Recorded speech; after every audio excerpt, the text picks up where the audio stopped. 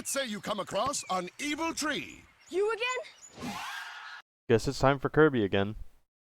Kirby, you ever just look at the sky and think, I want to touch him? Well, do I have the console for you. The Nintendo DS is one of the most famous handhelds in the world. I mean, of course it is. It has Kung Zu. Well, in my last Kirby video, we covered the mainline Kirby games on DS. Today, I want to focus on the spin-offs that hit the console. Both of these games rely heavily on the touchscreen, and I'm curious to see how they hold up. First, we have Kirby and the Canvas Curse. At the beginning of the game, we see an evil witch turn the world into a painting, and then, even worse, turn Kirby into a ball. Kirby then gets a paintbrush, and the journey begins. So this game's whole gimmick is that Kirby is constantly moving forward and cannot jump. So as the player, your goal is not to control Kirby, but rather guide him to the end using the tools you are given. As the player, you can do two things. You can tap Kirby to attack and give a slight boost, as well as draw lines. These lines can be used to guide Kirby as he moves in whichever direction the line is drawn. This all seems fine and dandy, but we will get into it later. Another ability Kirby has are the copy abilities. These change how your main attacks work, to varying results. While some copy abilities are useful and just give you more powerful attacks with better range, some are just annoying. Like the rocket ability is a cool concept, but it completely removes your ability to perform a normal attack, which can leave you vulnerable at some points. But for the most part, the copy abilities are fine, but it can be really hard to keep them. Maybe I'm just bad at the game, but I feel like I am getting hit by random enemies and obstacles all of the time. I get that the point of the game is that you're supposed to feel like you have less control, but these levels are packed with enemies, spikes, and lava, and tons of pits that you can fall into if you're not careful. The game requires a lot of precision from the player, and it is just hard to give it that most of the time. While I do enjoy it when a game challenges me, this isn't that fun kind of challenge where you can see what you did wrong and try and do better.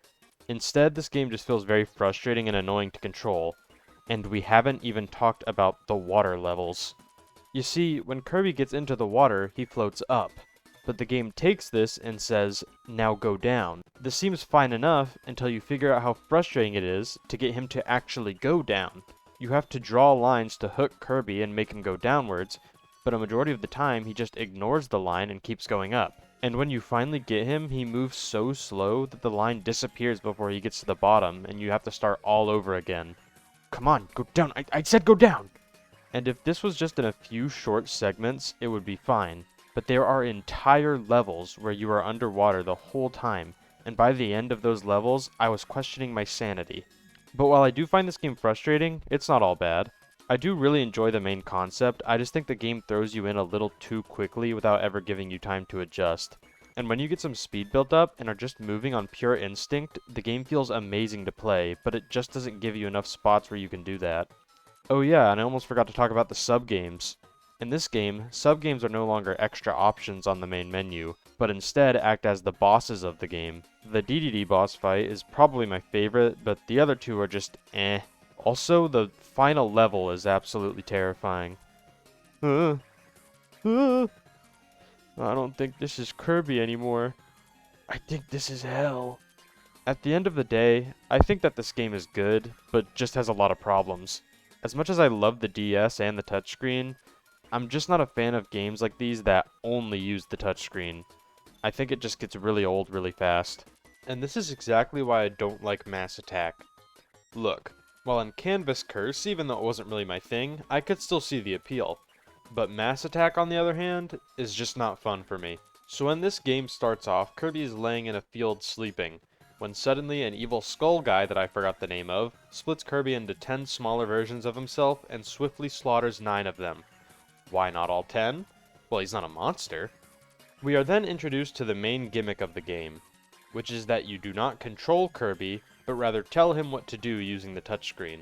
You play as this little star that Kirby will follow without question. You can guide him by touching a certain spot or a direction you want him to go, or you can grab him with the star and lead him through the air for a limited amount of time. You can also chuck him in any direction you want him to go. But if one Kirby won't cut it, don't worry. You can get plenty more. 9 more to be exact. You do this by collecting fruit that is scattered throughout the levels, or gotten by defeating enemies. This whole gimmick is fine, but to move forward to new levels, you have to have a certain amount of Kirbys depending on the level. So this means you may have to replay the levels to get your count back up, which isn't hard, but the levels are so boring. Look, I'm totally fine with slower paced games that's maybe more puzzle heavy, but these levels are just so uninteresting. There aren't really any puzzles to go with the slower gameplay. It's just the same obstacles over and over again with barely any deviation. 75% of the time, the solution is just throwing your Kirbys at the obstacles and waiting for them to finish it. The enemies aren't that different either. All you have to do is just tap them and wait while the Kirbys do all the work. And from what I have played, this never really changes. Occasionally they'll fling you off, and God forbid you have to tap them again. And then there are sections where you just have to sit and fling your Kirbys at an object for very long periods of time. Like this weird gear thing. I was just sitting here swiping my stylus for a very long time, and it's just like they couldn't think of anything else for you to do in this level. Look, I'll be honest, I didn't finish the game. I quit long before the end.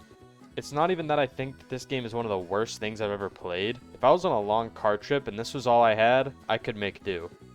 I just think that once you've seen the first few levels, you've practically seen the whole game, and it just doesn't offer more to you after that point.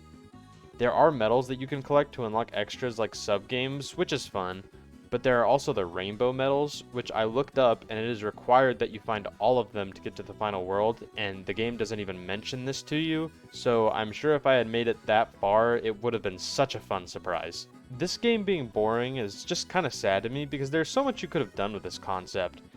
They could have introduced copy abilities, and the attacks could have gotten more powerful the more Kirbys you had. Or maybe you could have drawn certain shapes on the touchscreen, which would have changed the formation of the Kirbys for different obstacles. I don't know, just anything to change things up once in a while because this game gets old fast. So yeah, overall between these two games, Canvas Curse is easily the better game, but I don't really think that I would ever want to come back to either of these games. They're not terrible, but they just don't really captivate me in any way either. I think that these games do have some good ideas, but it just really feels like they are made to sell people on the DS touchscreen, rather than give them a memorable experience like most Kirby games do. But for now, I'm gonna get back to playing good games, like Kung Zoo.